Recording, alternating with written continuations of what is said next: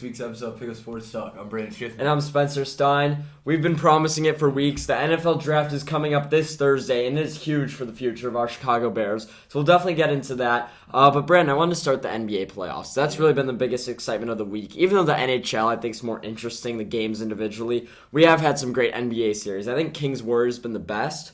But the one with the most interesting storylines, maybe I'm biased, has been Lakers-Grizzlies, in my opinion, specifically with Dylan Brooks. I wouldn't necessarily say you're biased there. I think the entirety of the basketball world is kind of focusing in on the beef between Dylan Brooks and LeBron. I think it's super interesting just to kind of talk about the series as a whole. It's really been back and forth. Injuries have played a factor with Ja Morant, and I mean, it's definitely something they're looking at, but I think the biggest storyline by far is the LeBron-Dylan Brooks beef, because we really we haven't seen LeBron recently at least have a rival like this. I mean, early in his career, guys like Deshaun Stevenson, even a little bit later like Draymond Green, but we've never really seen LeBron with an enemy like this into his late 30s like he is now. Well, I mean, Lance Stevenson doesn't feel like it was that long ago. No, but Lance Stevenson too, I'm saying separately, was the most recent one I could think of. I'm trying to think. Him and Draymond had some, but those are the two most recent ones I could think of. But to say, you started this off by saying the series has been back and forth, and I think that's a bit of a stretch, given that the Lakers hopped out to 35-9 lead in the first quarter. The 9 points the Grizzlies scored. I'm just saying the Grizzlies won game 2. Like I'm saying, they did win game 2. It's not a slaughter. But I mean, the Lakers took game 1 on the road handily. I think they're heavily favored in game 4. They're favored by 4.5 now, but I think I'll take them all day. I mean, I think the Lakers have clearly been the dominant team in the series. And something I want to point out is the Grizzlies were best when Ja Morant was out. I mean, Ja Morant scores 45 last night. I know like 25 of those were in the fourth. And they lose, though. They get demolished. I know they only lost by 10, but they were down 30 in the first quarter. Game 2, Ja Morant's out and they win. Game 1's all Ja Morant, they get killed. Like, are they better without Ja? I mean, I think, like, the stats, like the ESPN stats would say yes, but obviously a team without their best player isn't the same team. I mean, I don't know. Just looking, like not even based on stats, just watching them, game 2, they look like a different team. I think the main reason that was Xavier Tillman somehow stepped up huge, and Anthony Davis got clamped. And really, when it comes down to it, it's been like this since the bubble. The Lakers rely on AD. He needs to be their best player offensively for them to win games. In game 1, he wasn't that, and they still were able to do it because Austin Reeves was their best player. I mean, the fourth quarter of game 1, undoubtedly, it was all Austin Reeves. Braun wasn't even touching the ball. Reeves was bringing it up, shooting it, making it. Once in a while, dish it out to Rui. So that was really interesting to me. Proved a lot about their depth, but realistically, the Lakers need AD to win games. That's what they did in Game 3, and I think AD will keep it going the rest of the series and outplay Jaren Jackson and even Xavier Tillman when he needs to. For sure. I think this is a fun to watch series, but like you said, I mean, the Lakers have looked like the better team for most of it. I think that they're going to run away with this. I think this Grizzlies team overall, I feel like this is the only ending that, I mean, I think this is the worst ending they could have foreseen this year. Oh, yeah. Talked a ton of to trash. see Dylan Brooks, yeah. No, but they looked good for the entirety of the year. Then Ja Morant went out right before the deadline, said, I'm good with the West. I'm not worried about the West. Proceeded to have an entire team-wide meltdown. I'm not even going to talk about Ja's personal. I just feel like overall this is the opposite of what the Grizzlies wanted and the opposite of what they expected. And by the way, I love it. I absolutely despise the Grizzlies. They're my least favorite team in the NBA right now. I don't like Dylan Brooks, and I love that he goes out, talks trash about the GOAT, and then can't back it up at all, and actually was ducking the smoke so much he went and got himself ejected. Don't act like he didn't know what he was doing. He knew it was going to happen. Well, he thought it might. I'm not telling you, but I'm just defending. saying. He's acting like he didn't know what he was doing. He knew he had to fire his team up or try to make an attempt. And once again, they're better when Dylan Brooks gets off the court. They're better without all the drama that comes with him. So I don't know, but I'm really glad LeBron kind of shut him up, and I think that's going to continue. I think Brooks plays well when he's winning and playing ahead. He can talk his trash, but then once the spotlight gets too big, he was probably thinking, like, this has got to be my time. I got to prove it, and he couldn't. While LeBron nonchalantly is like, it's Dylan Brooks. Come on. Well, by the way, like the thing about Dylan Brooks that's so interesting to me is for all these, like, years he's been in the NBA, like, I don't want to sound like an old head saying that, but, like, for as long as he's been in the NBA, I feel like I've always been, like, I've respected him as a player. I've always been like, you can get a bucket when you need to. He's a spark plug guy. In the past year, I don't know what it is, he's just completely changed his image, and he went from, like, one of those guys to, like, I'd watch him and be like, I wish he was on the Bulls. He's a great player. He can score the ball. He can play defense. It's like self-destructive. Like, now being like, who the hell wants this guy? Like, this guy's making it harder for himself. This happens to the whole Grizzlies team. They've got two like embraced in this image of like, oh, everyone loves us, we're the cool young new team on the block. They have all this hype around them, and then Ja goes and starts acting hard for no reason. Dylan Brooks used to be a spark plug, as you said, off the bench, great player, and now all of a sudden he thinks he could talk trash to LeBron. He thinks he's like Pat Bev or something, I don't know. Not even Pat Bev. Pat Bev would have backed it up better. I mean, yeah, exactly. Just everything's kind of gone to help this team, and I think it's a lot of it's centered around image, but when push comes to shove, culture thing for sure. When push comes to shove, the Lakers have been the better team. They haven't let themselves get taken up in all this drama. And once again, got to give Rob Pelinka his flowers. At the deadline, he made moves huge for the team. I know D'Lo's definitely underwhelmed me. It's not even close. D'Lo hasn't looked great. But Jared Vanderbilt's been very good defensively. Malik Beasley's made a shot here and there to get off the bench. And really, it's opened up a play. Rui's been great. It's opened up a place for Reeves to make a name for himself. Austin Reeves in game 1 and 2 was one of the best players on the court for the Lakers, and that's including LeBron James. So I got to give Rob Pelinka his flowers for building this team. It's all gone according to plan, and I think they should be able to beat Memphis. I think they have a great chance against the winner of Golden State Sacramento. Mm-hmm. Yeah, so let's segue to that series. This one's probably been my most fun series to watch just because it's been so The game's been good, yeah. Yeah. Not a lot of drama. I mean, a little bit, I guess, with Draymond and Sabonis. A lot of drama, I'd say. We don't need to get into that too much, but I think this series overall has been what I wanted it to be. And the funny thing about it is everything that I kind of foresaw has came true in the sense, like, we knew the Warriors couldn't win on the road. They dropped 2 on the road. They won the first game at home. I feel like it's very much confirming what we've been thinking all year. And one thing I quickly want to highlight that you and I talked about right before recording was it's almost weird for me that De'Aaron Fox is the best player on a very good team. Yeah. Not because he's bad, not a diss on him. It's just for all of his career, it's always been like, oh yeah, he's a great young player. But now he's the guy. He's fully the guy. And I'm very happy for him. I'm very happy for the Kings for that exact reason. He's really developed into a great young player. Yeah, but I think a lot of it isn't even like De'Aaron Fox being absurdly good. I think it's just the team as a whole. Mm-hmm. Like, I would still say, like, I might take Damian Lillard over to De'Aaron Fox. Like, a lot of guys are right there with him. And for years we've been saying we're waiting for him to break out, but the team's not there. Game 1, he drops 40, but it didn't seem like, it was all De'Aaron Fox. No. To me, it really seemed like, Trey Lyles off the bench contributed. Malik Monk was huge. Keegan Murray. Everyone seems to be coming together for this Kings team, but De'Aaron Fox does happen to be the catalyst of that. Mm-hmm. I want to talk a bit about Game 1, because the whole time I was saying I had the Warriors win the series because I thought at some point the defense of the Kings wouldn't be able to hold up, and the defense of the Warriors would hold the Kings offense a bit. But Game 1, the defense of the Warriors couldn't do anything. No. That Kings offense just was scoring at will, and they were able to outscore Golden State. And if they could continue to do that, they have a great chance in this series. But I actually do want to jump in, Brandon, to the Draymond Sabonis thing, because I think it is an interesting storyline. Mm-hmm. Game 1 was one of the most interesting games I think I've watched in my life, like playoff games. And I know I've seen a ton of games, probably forgetting a lot of those like Bulls-Cavs series. But it was really just a great game overall, back and forth offensively. And then the whole Draymond thing happened with Sabonis. Was that Game 1 or 2? I think that was Game 1. Game 1. And then, do you think Draymond's at fault there? Do you think he deserves to get suspended? I think that, like, he'll say that was a basketball move. It's Draymond. He kind of makes his own rules, if you will. I think it wasn't. I don't know if he deserved to get suspended. It was definitely a move of aggression, though, which I know a lot of people didn't like, and obviously there's good reason why he got in trouble for that. But I just think in the heat of the moment, he let himself go, if that makes sense. It had to be in Game 2, actually, because Game 1, Sabonis played poorly. That's why Lyles had his chance. But Game 2, I want to kind of give some subtext. Someone who watched, they didn't necessarily talk about this a lot. Sabonis was getting beat that game. Yeah, no. He was on the floor over and over. And then this happened. I do not think Sabonis grabbed his leg whatsoever. I think Draymond was not playing well. He wanted to hype up his team. Here in baseball, managers get ejected to hype up their team. I think he was trying to do something like that. Then going off in the crowd and antics and hyping them up. It was just all absurd. I did not think it was corny. I thought it was like absurdly entertaining. Yelling at the crowd. That was so corny. I don't know. I think it was entertaining. Definitely he was trying to hype up his team, but it was definitely a weird thing. Yeah. Like, don't get me wrong, but I don't know if corny is the right word to describe it.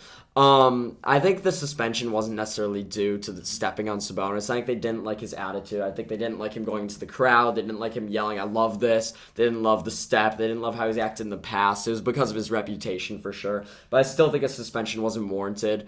Regardless, great series, great games. There's drama in that too. I think these are the two most interesting series in basketball in the West. But I think Warriors-Kings is a much closer series. I think it's a complete toss-up. Something in me still says the Warriors will find a way to pull it out. Mm-hmm. But it could really go either way. While on the Lakers-Grizzlies, there's drama, but I think the vast majority of people think the Lakers are taking it. That's a fair take. I agree with that. Let's move to the East. Knicks, Cavs. The Knicks are up 3-1 on the Cavs right now. You have some thoughts on that? I think that's the next best series. I think the Cavs are really disappointed. As I said, Brunson did back up his play. He did outplay Donovan Mitchell, which is why I said the series would come down to. They stole a game on the road, didn't drop any at home. That New York crowd's really just insane, but I think that's the next most interesting series, although there have been blowouts. Mm-hmm. Yeah. I mean, I think it's a fun series overall. Two fun teams to watch. There isn't much more that needs to be said there if you don't have anything else to say about it. Yeah, I mean, I don't have much. Julius Randle's disappointing a little, but I love how Josh Hart plays. He's really one of my favorite players to watch. But the Knicks are proving they can win a series. I took the Cavs here because I thought the Knicks have been dysfunctional for years, and as good as this team was, I didn't know if they could get the job done, but they're really proving a lot of people wrong. Do you think they have a place in the next series? The Knicks? Yeah.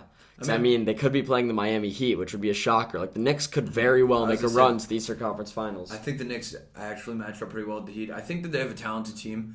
And the one thing I like about them is how, like, it feels like on any given night, one of their guys could really boom. And I think that's something that's very dangerous, especially in the playoffs, just because, like, you'll get the Knicks, like, down the line. Like, even a guy like Emmanuel Quickly could really go for, like, 25 and 5. Yeah, or Trey McBride has been really good. Yeah. Like, that's what I'm saying. Like, I think that they have enough talent to the point where, like, on any given night in a series, one of their guys can be, like, the guy. Oh, yeah, for sure. Mitchell Robinson's back. Really, they can. But if they're playing a healthy Bucks team, I'd say they're toast. But they won't be. They might not even play the Bucks. Yeah. The Bucks, in the biggest shocker, I thought this was going to be a sweep, are down 2-1 at the Miami Heat. Obviously, this is probably because of Giannis's injury, even though Game 1 they lost with Giannis playing a good amount of it. But what do you think about the series? I mean, as a whole, Miami's looked better than I anticipated. I think they saw their... I want to say, like, they saw their shot when Giannis went down, and they've been playing like a completely different team since then. With that being said, I still think Milwaukee has the more talented roster. I just think Miami looks to want it more right now, if that makes sense. I mean, before last night's game, I would have said Milwaukee's going to get done with Giannis or not. But Jimmy Butler just, like, was toasting them offensively. And I did not think he or the Miami Heat had that in them anymore. I mean, this season, this Heat team hasn't looked like the Heat teams the last 3 or 4 years. And all of a sudden they're coming out. I still would take the Bucks with or without Giannis. I think Giannis finds his way back to the court. And really, Game 2 is what you have to watch, see how can the Bucks win. Here's through Brook Lopez dropping 25. Drew Holiday, I think, had 24. Middleton was around. So really, anything could happen in this series if Giannis is out, but I would still think Milwaukee's deeper and more talented. If Milwaukee gets Giannis back for the Knicks series, it's going to be a get-back series for them. They could kind of relax, say they should be able to beat the Knicks. If Giannis could get healthy, that's the only shot at the Celtics. But realistically, I think this opens the way for the Celtics to be the clear favorites out of the East. Yeah, for sure. I think that overall the Celtics just were the better team, at least of recently. Then Milwaukee, I don't know. I'd still take Drew Holiday, Giannis, and Middleton over the Brown and Tatum duo. Just because I think Drew Holiday's that underrated and Giannis would be the best player on the court. Sure. But we'll see. I mean, the Celtics aren't even out of the woods yet. They're up 2-1 the Hawks. They should win that series clearly. The rest of the series we didn't talk about. We think are pretty done for. Yeah. I guess the Kawhi Leonard storyline is pretty interesting in the West. Suns are up 3-1 on the Clippers. Kawhi's been out since Game 2 because he can't play 2 out of 3 nights, and now he's out. Like, he probably actually got hurt. Paul George hasn't played. Westbrook's been huge. I mean, Westbrook's the only reason they almost beat the Suns last night at home. But realistically, the Suns are the better team. KD and Booker don't really leave the floor, and they both have scored 25 in each game. So I really think the Suns look like an unbeatable team in the West. I mean, you could say the Denver Nuggets are right there with them, but I think it's the Suns all day. I was just saying, I think the Suns have the West. The one thing about Russ I'll say is he's been playing well, and I really don't want to sound like a hater when I say this, but I know it's going to come off in a hateful way, if that makes sense. As much as I'm loving how Russ is playing, it's reminding me a lot of his play with the Washington Wizards a few years ago, where he was putting up big numbers as the guy and not necessarily leading to winning basketball. I think he's a great player. I've loved what I've seen out of him, but it's reminding me of that a little bit. Yes and no. That Wizards team was a lot worse, but I said this before this series. Kawhi could put up 35 a game and hold KD to 20 a game, and I still think the Suns win the series. So given how good of a team the Suns are, I don't think we could expect Westbrook to win games. But watch last night's game. It's the only reason they were even close. He put up 37. I mean, that Suns team was firing on all cylinders. I know they only scored 112, but still. And Westbrook's the only thing that kept him there. I mean, his next best player is Norman Powell. I know I said earlier in the year he's an underrated player in the NBA. He's right there for Sixth Man of the Year, even though he ended up not coming off the bench, so he wasn't really in contention. But Westbrook really carried the team on his back. I wouldn't expect much more from him, especially against a team as talented as the Suns. That's fair. That's about it with NBA, I think. Yeah, I mean, do you have any updated predictions after Giannis' injury? Not really. I mean, I think the Celtics will probably my favorite as of right now, but I think that could really go either way. It But depends on how he recovers. The only thing that changes for me, whether it's the Warriors or the Kings, I think I have the Lakers in the Western Conference Finals. Like, we're finally going to see LeBron versus KD. And honestly, that's all I want. I want Sacramento and Golden State to go 7 games because it's a great series. I want to see LeBron versus Steph again in the playoffs. So I'm kind of rooting for my heart's rooting for Sacramento, but my mind would love to see Curry versus LeBron one more time. It's probably the last chance we'll ever get to see it. And then LeBron versus KD would be incredible. But I think the Suns are going to make it to the finals. They should be able to beat Jokic and the Nuggets, but that'll be a great series too. So the NBA actually is really shaping up for me, in my opinion. These playoffs are fun to watch. For sure, yeah. Let's move on to NFL. Like you said earlier, we've been talking about this for it feels like ever now. We're going to give our top 10, I believe. Yeah, we'll just go through each of the top 10 teams, talk about what the options are. I think we're going to see a lot of action on draft night. This is one of the more unexpected drafts like we've had in recent years. We've been able in the past to know who some of the top picks are. This year's only one thing I'm pretty sure of, and that's that Bryce Young will go number 1 to the Carolina Panthers. Yeah, in the past, I think it was like maybe 2 weeks. It's kind of come around. It went from Stroud being the heavy favorite to Stroud being like an afterthought and number 1, and Young really securing it. Based on the cognitive test, I forget what it's called. S2, I think. You talked about it a bit last week. Stroud did historically bad. 18. That changed my perception of him, by the way. I already didn't love him. Now I really do not think he's going to be a successful quarterback. Along with Will Levis, I still don't like. But we'll talk about where each QB will land at the end. Really, the 2 drafts that pop out in my mind that have been extra interesting to me are this one and then the Trey Lance, Zach Wilson, Justin Fields draft. So that was interesting, but we're in this draft now. So Panthers, Bryce Young, is he a lock? Is that the right pick? He's a lock, and he is the right pick. Yes. He's proven, yes, his size is a factor that people need to look at, and people are going to say stuff about it no matter what. People are talking about Joe Burrow's hand size. Yeah. There's so many little things that get critiqued around this time of year, especially with the NFL draft. With that being said, this is the most talented guy on the board. I said it once. I said it many times. I'll say it again. Nothing about his size will affect his play or it worries me about his play. The only thing that worries me about Bryce Young is injuries. He's been injured before. I know it's only once, but his size makes you really concerned for injuries. But I don't think that could be a factor when you're picking the quarterback of the future. Obviously, we've seen Tua be derailed by injuries, and it kind of reminds me of that. But I think Bryce Young has to be the pick just because I don't trust Stroud, I don't trust Levis, and AR-15 is too unreliable. So, got to go with Bryce Young there at 1. Number 2, though, this is where things seem to change. The Houston Texans seemed like they messed up their whole future winning that last game of the season. They did. Because Bryce Young was the guy that everyone sees the number 1 guy, but especially the Houston Texans wanted him. Carolina's been flip-floppy with him and Stroud. Houston wanted him. And I don't think Houston wants a quarterback besides Bryce Young in this draft. Do you? Do you think they'll take Stroud too or someone? They've kind of hinted that they wouldn't. I think they should overall. For one, they literally if they take Will Anderson, they'll get an absolute stud at edge rusher. There's no questions about it. But I think you got to look at positional value. Unless they plan on literally losing every single game, because I know the tank for Caleb Williams is going to be a very real thing next year.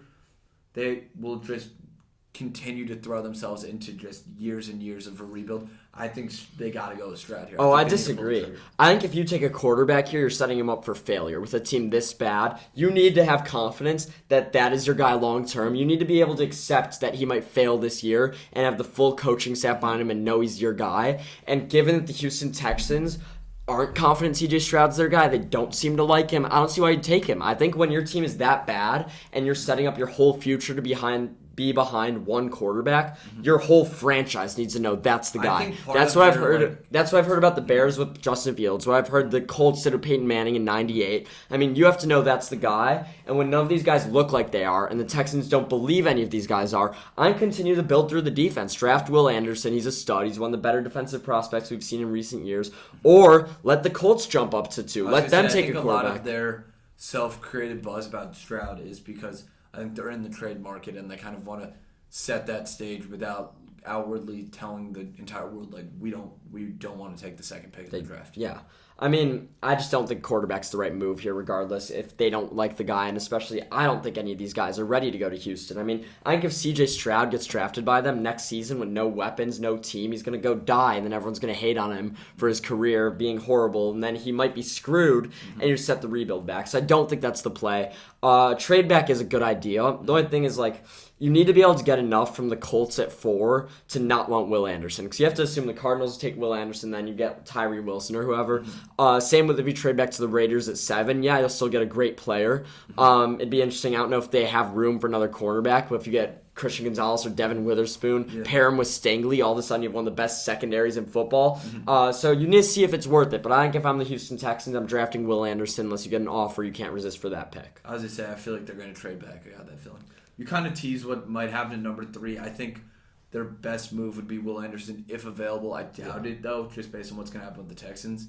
So that leads me to think Tyree Wilson, maybe, out of Texas Tech. He's really climbed a lot of draft boards. He's been an absolute stud. I think a lot of eyes are on him now, especially. I think he would be their guy for the future. But we've talked about the past few episodes. They're in shambles as a franchise. Yeah, the Cardinals, I think, are the worst positioned franchise of any team in football. That's just my opinion. People don't all see it that way, but I don't love their coaching hire. I don't love the buzz behind the team. And I think Tyree Wilson's a great player. I started watching him right after the season ended, and I saw before he climbed up draft boards, I was like, this guy's going to rise up boards. But I don't know if they're in a position where they could just draft a defensive end and say everything has changed. Obviously, they won't take a quarterback, but I think they need to trade back more than Houston, more than anyone else. I don't think they're much more than one player away. I think the Arizona Cardinals should trade back, especially because it puts a lot of pressure on the Colts then. So my prediction is I think the Texans stay at 2. I think they draft Will Anderson, and I think the Arizona Cardinals then trade back, let someone hop them. Maybe the Colts just jump one spot, kind of like the Chicago Bears did with Mitchell Trubisky. So we've kind of set this up where we both think the Texans and Cardinals won't draft a quarterback. But the team everyone's watching is the Indianapolis Colts. Everyone thinks they're drafting a QB. I think we're just going to go off the assumption they are drafting a QB. My first question to you is, do you think they trade up? I think that they probably will. I think that they... Actually, I don't know. I'm on the fence. Because on the one hand, they're the team I think that's had the least amount of buzz out of all these teams. We really don't know who they think their guy is, or even if they think any of these guys are their guy. We know they're going to probably wind up taking a quarterback. But it's tough because in their head right now, they might be thinking Will Levis. And we know damn well Will Levis isn't going to take in top 3.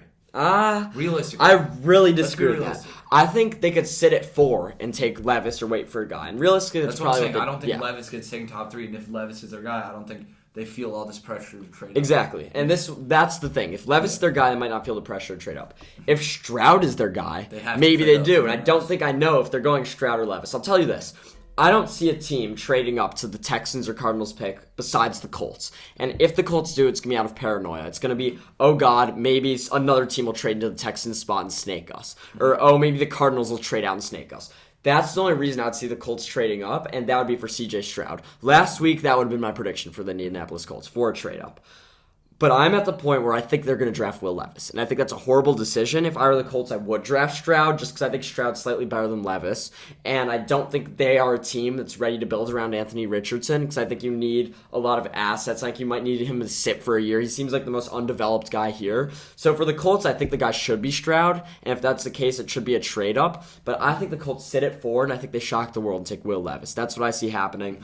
So hopefully there's more action than that. I hope there are trades, but I think the Colts sit there. I think the top 4 stays how it is. I think they take Will Levis. I think it's going to be a big mistake. Yeah, I got one word for any team that drafts Will Levis in the top 4. Heinous. Just but I mean, do you think C.J. Stroud would be ready to succeed with them? I mean, they have a lot of good pieces. They have a good offensive line. They have Jonathan Taylor. I mean, I do think there's a world in which Anthony Richardson is the best guy for them. I mean, maybe switch things up. Go with the running quarterback. Go with the guy who has a lot of raw talent. Let him be developed by your new head coach who's an offensive beast, Jonathan Gannon. Yeah. I think, or Shane Steichen, sorry. He was the guy who helped develop Jalen Hurts. I think there's no one better to take than Richardson. The only issue is there isn't a guy to put in front of Richardson for the year. But that's the guy I think they're least likely to take. So my prediction is Colts, Levis at number 4. Let's talk about the Seattle Seahawks, Brandon. No one thinks they're going to take a quarterback. I really don't. I would doubt that, especially after paying Geno Smith. Is Jalen Carter their guy, or is it too early? Is it too risky? What do you think? I mean, I'm looking at Jalen Carter, and he's probably the most talented player in the draft overall. Maybe even the highest floor. That could be crazy to say. I believe him. Part of me, though, sneakily feels like they might take Christian Gonzalez and just form potentially the best secondary of this generation. So I want to say this about Jalen Carter. My opinion on him is completely flipped. I am of the full opinion that is not a good idea to draft him. Chicago Bears, we're looking at if before all this drama came with Jalen Carter, if people were saying if the Bears stay at 1, they're going to draft him. And if you could get that trade back and you get DJ Moore first next year and you still get your guy at 9, people are saying, wow, that'd be incredibly impressive. And that's what I was thinking a few weeks ago. I got wrapped up in, oh my God, we could get Jalen Carter at 9. And there's a big ceiling to it. I think there's a lot of merit to doing that.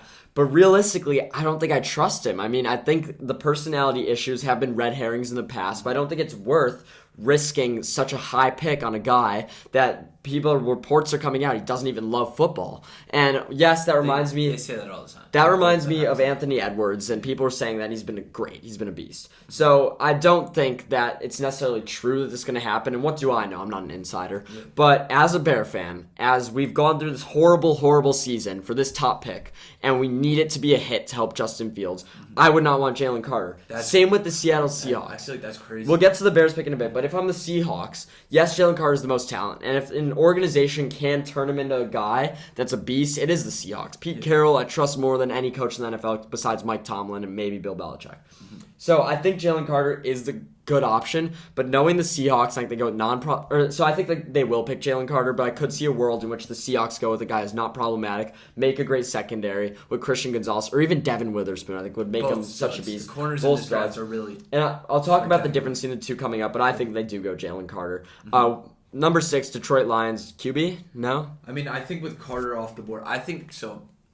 My biggest fear would be Jalen Carter turning out to be the stud you said he would, or you said he could be, in a Detroit Lions uniform. Yeah. That would haunt the Bears for at least the next 10 years. At least in my head, that's my ultimate fear. Right? That's a horrible way it could go, especially because my bigger fear for the weaknesses of the Bears is the O-line, not the receivers. Yep. And when I'm talking about what would scare me more, Jalen Carter, Devin Witherspoon, or Gonzalez, Carter in that scenario does. But realistically, I'm hoping they don't draft Devin Witherspoon. I think they will. I think they might go Gonzalez, but Witherspoon scares me. Here's why. Christian Gonzalez, I think, is a more complete corner. I think he might have a better NFL career. But Devin Witherspoon is an animal. Yeah. He can force fumbles. He plays hard. He throws his entire body at the receivers. Devin Witherspoon... He's a more intense version of Brisker, I feel. Very intense. Yes, he plays corner while Brisker's more of a safety. But yes, that's a great comparison. And while Christian Gonzalez might be a more complete player, he might be a little more trustworthy, Witherspoon on the line, every play's a guy you're like, I don't want that guy guarding me. Yeah. So... realistically, I just hope they don't draft Witherspoon. But yes, if they take Carter and he's a beast, that would be a bigger issue for the Bears. Because I think there's a higher chance DJ Moore and Chase Claypool and Darnell Mooney could cook the Lions' corners than our offensive line could protect against Carter. So I agree it's a worse scenario. But I think Carter goes 5, and I think they actually go Christian Gonzalez at 6. So I'd rather them go Gonzalez than Witherspoon. That's completely fair. The Raiders are actually probably the most interesting team at 8 or 7, and a team I actually really think could go any which way here. They gave Jimmy G a lot of money, but they know damn well Jimmy G's not winning them Super Bowl anytime soon. You think they pulled the trigger and look to a Super Bowl, potential Super Bowl winning quarterback? I do think they go with a quarterback. I think there's a very likelihood they don't because they do want to see a season of Jimmy G. And they don't see Jimmy G. I don't know if they see him as a one-year guy. They need to develop someone behind. Maybe they'll extend him. I don't know. But I think they do go quarterback. And in the scenario we've painted out so far, Stroud and Richardson are available here. And the fact that Stroud would be available at 7 is something that people would find absolutely absurd a week ago. And I think if Stroud falls to that 5 or 6 pick, you could see a team further back, like the Washington Commanders, paying a high price to jump up. And that's what we haven't talked about. So I will say this now, although we haven't mocked Stroud in the top 6, I doubt he falls to the Raiders at 7. Something will happen. Stroud will come off the board. Maybe the Colts take him. I don't know. And if it's Levis or Richardson here, I think they definitely go Richardson. But I think if Stroud's at 7 for the Raiders, they can't not take their chance. But if I had to take a mock draft here, if I had to put my money on someone for the Raiders to take at 7, I'm putting my money on Anthony Richardson. He's the perfect guy developed by Jimmy G. It gives him time. It gives him time to get to know the coaches. I think him and Josh McDaniel could develop a good relationship. So I think the Raiders, a smart pick would be Richardson, and that's a good pick. But there is a world in which they're like, hey, we still have Devontae Adams, we still have Jimmy G. Let's go try and win one more season with Jimmy G. He's been able to win before. And if they do want to go do that, I could see him drafting someone like Nolan Smith out of Georgia, maybe a corner like Christian Gonzalez. I don't know. So the Raiders, no line. Even no line. Yep. So the Raiders can go any direction, but my prediction, I think, is Anthony Richardson. I think that's fair. I mean, I hate to see anyone go to the Raiders in the first round. It just never seems to work. Yeah. The Cleveland Farrell pick is always what I think about it. 4th overall out of Clemson. Mike Mayock always thinks he's the smartest guy in the room. 8th pick at the Falcons. I do not think the Falcons are taking a QB. I think they have Ritter. I think they have Mariota. But if Stroud's there, they're taking him. So we'll stop talking about Stroud with that. If Stroud's there, they're taking him. The Falcons are a really well-run organization. I think they're always looking for their guy to play quarterback for them. But if they don't have the guy they absolutely love at 8, which I don't think they will, they're not going to take someone. Could you see Bijan Robinson going this early? Potentially. I mean, I think my best fit for him would be the Eagles. Yeah. So it'd be kind of hard for me to foresee him going to Atlanta, but it very well could happen. I think positional value is definitely a factor in that. Yeah. And I even read an article by ESPN the other day that was like, in a different draft, maybe 20 years ago, he could be the first overall pick, genuinely. I think that the Falcons, if they pulled the trigger on him, would not regret it, but I think that there's going to be a lot of skepticism throughout the franchise about do we take a running back at 8. I agree. So at 8, I don't think they're going Bijan. I don't think they're going quarterback. How do I know who they're taking? What do I know? The Falcons have so many positional holes. I don't think Van Ness is going to go this early off the board. The Bears, he's a great fit, but I wouldn't even take him this high at 9. Nolan Smith, obviously, I think homegrown guys are something to always look at. So the Falcons could take a Georgia product who looked so great in the combine, but they could also go with like a classic offensive lineman. They could go Paris Johnson. They could go Skronsky. Falcons have so many holes, but my pick is Nolan Smith. That's fair. Now the big pick, our Chicago Bears at 9. A lot of options on the board. Offensive line. Defensive edge. Who knows? Here's what I don't want. The last guy I want them taking is Bijan. Yeah, I do not need a running back. Don't draft him that early. There's too much to do. And by the way, Ryan Poles smarter than that. I just think we have way too many holes to fill. Yes. Yeah. Jackson Smith and Jigba. Great player. After the DJ Moore trade, I don't see doing it. I've said it a million times. People hate on me when I say it. I think they shouldn't have done the Claypool trade. Keep 32. Take JSN here. Have your receiving core of the future, and you have the 32nd pick. But we took Claypool. That's that. It is what it is. At number 9, my favorite pick for the Chicago Bears in this entire draft, and this shout out to my friend Eli Goodman. This shout out to everyone on Twitter's talking about him. I didn't learn this guy by watching film. I didn't discover him myself. But everything I've read about Darnell Wright makes it seem like he's the perfect fit for the Chicago Bears. We need an offensive lineman. That's that. We need to protect Fields. If the defense is not great this year, it's fine. This year's about proving Fields.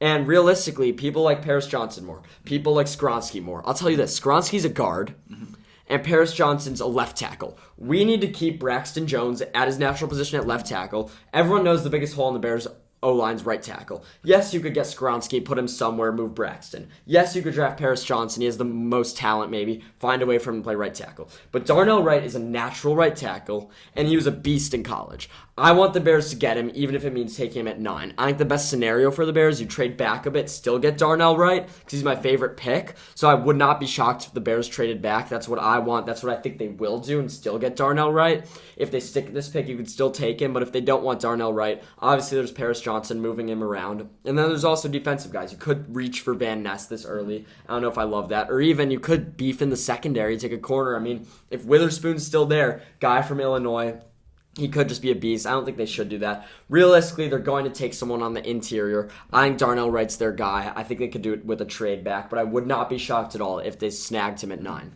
My guy, I agree with you on O-line.